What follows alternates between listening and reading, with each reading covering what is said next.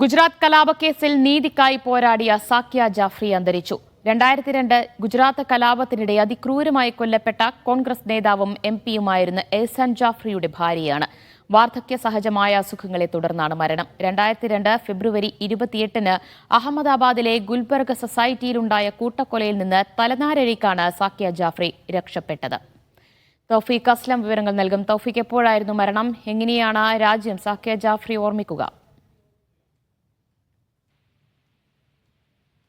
ഗുജറാത്ത് കലാപ കേസിൽ ഇരകൾക്കായി പോരാട്ട വഴിയിലായിരുന്നു സാക്യ ജാഫ്രി. ആ പോരാട്ട വഴിയിലാണ് അവർ ഇപ്പോൾ അന്തരിച്ചിരിക്കുന്നത്. കലാപത്തിൽ കൊല്ലപ്പെട്ട കോൺഗ്രസ് എംപി എഹ്സാൻ ജാഫ്രിയുടെ ഭാര്യയാണ്. വാർദ്ധക്യ സഹജമായ അസുഖത്തെ തുടർന്ന് ഇന്ന് രാവിലെ 11:30 അഹമ്മദാബാദിലെ മകളുടെ വീട്ടിൽ വെച്ചായിരുന്നു മരണം. 86 വയസ്സായിരുന്നു. 2002 ഫെബ്രുവരി 17-ന് നടന്ന ഗോത്ര ട്രെയിൻ കത്തിക്കൽ സംഭവവുമായി ബന്ധപ്പെട്ടുണ്ടായ ഗുൽബർഗ് സൊസൈറ്റിയിലെ കൂട്ടക്കൊലയെ അതിജീവിക്കുകയായിരുന്നു സാക്യ ജാഫ്രി. ഇതിനിടയിലായിരുന്നു ഭർത്താവ് കൊല്ലപ്പെട്ടത്.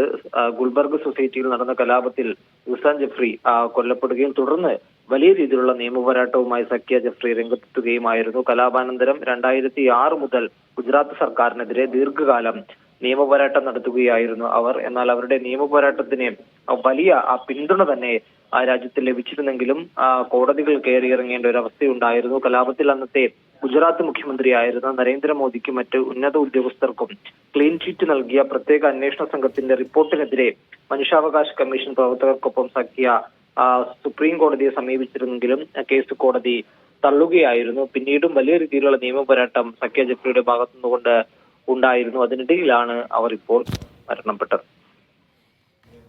സാക്യ ജാഫ്രി അന്തരിച്ചു. ഗുജറാത്ത് കേസിൽ നീതിക്കായി പോരാടിയ സാക്യ ജാഫ്രിയാണ് അന്തരിച്ചിരിക്കുന്നത്. തൗഫീഖ് അസ്ലമാണ് വിവരങ്ങൾ നൽകിയത്.